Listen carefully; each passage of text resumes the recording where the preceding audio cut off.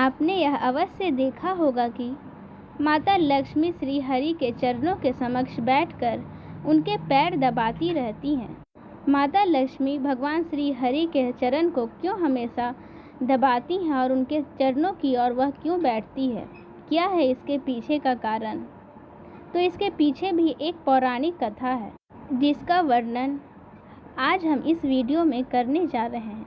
एक बार नारद जी ने माँ लक्ष्मी से पूछा कि वो हमेशा विष्णु जी के पैर क्यों दबाती रहती हैं। लक्ष्मी जी ने जवाब दिया कि चाहे मनुष्य हो या फिर देवी देवता, ग्रहों के प्रभाव से कोई अछूता नहीं रहता है। महिलाओं के हाथ में देव गुरु बृहस्पति का वास होता है तो पुरुषों में दैत्य गुरु शुक्राचार्य का वास होता है। ऐसे में जब भी कोई महिला पुरुष के चरण दबाती है तो देव और दानव का मिलन होता है और इससे धन लाभ का योग बनता है। यही कारण है कि मैं हमेशा श्री हरि के चरण दबाती हूँ।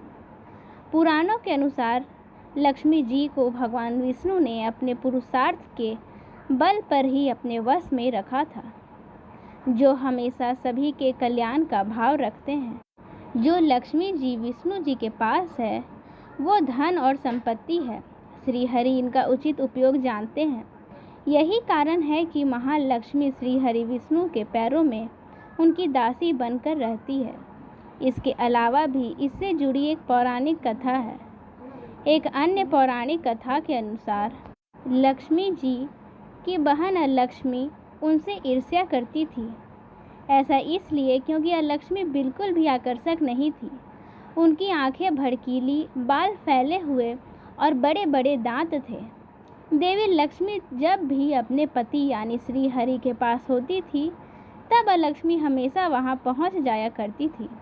यह बर्ताव लक्ष्मी जी को बिल्कुल पसंद नहीं आता था। उन्होंने अलक्ष्मी से कहा कि तुम मुझे और मेरे पति को अकेला क्यों नहीं छोड़ती हो। तब अलक्ष्मी ने कहा कि उनकी कोई पूजा नहीं करता है, इसीलिए जहाँ भी लक्ष्मी जी जाएंगी वो वहाँ उनके साथ आएंगी। यह सुन देवी लक्ष्मी क्रोधित हो गई और अलक्ष्मी को शाप दे दिया कि तुम अपने कार्यों से मुझे सदा दुखी करती हो। मैं जहाँ रहूँगी वहाँ तुम कभी नहीं आओगी। ऐसा कहते हुए माता लक्ष्मी ने उनसे एक और बात कही कि गंदगी, ईर्ष्या, लालच, आलस, रोष जहाँ भी होगा तुम वहीं निवास करोगी। ऐसे में माँ लक्ष्मी हमेशा ही अपने पति के चरणों की गंदगी दूर करती रहती है, जिससे कि अलक्ष्मी उनके पास कभी भी आ ना पाए। और जहाँ पर गंदगी नहीं होती है वहाँ पर अलक्ष्मी कभी नहीं आती है और माता लक्ष्मी का वास होता है। मृत्यु के देवता यमराज देवी अलक्ष्मी के पति हैं। जैसा कि कहा जाता है कि सौभाग्य और दुर्भाग्य एक साथ चलते हैं।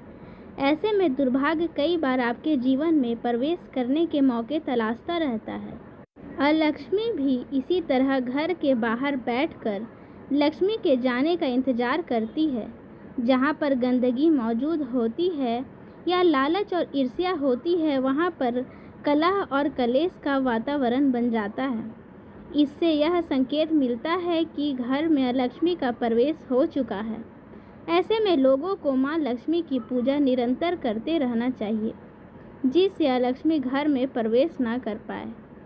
इसलिए जहाँ पर गंदगी नहीं होती, साफ वातावरण होता है, साफ सफाई का खास ख्याल रखा जाता है। जिसके मन में ईर्ष्या और लालच नहीं होता, जो आलस नहीं करता है, जो अपने क्रोध पर नियंत्रण रखता है, उस पर भगवान की असीम अनुकंपा होती है। भगवान उसके साथ सदा रहते हैं और उस घर में माता लक्ष्मी का भी निवास होता है और वहाँ पर दूर दूर तक माता लक्ष्मी नहीं आती। इसलिए हमेशा कहा जाता है कि यदि सौभाग्य की प्राप्ति करनी हो और दुर्भाग्य से बचना हो तो कभी भी किसी से ईर्ष्या, लालच और क्रोध नहीं करना चाहिए और हमेशा भगवान की पूजा करती रहनी चाहिए।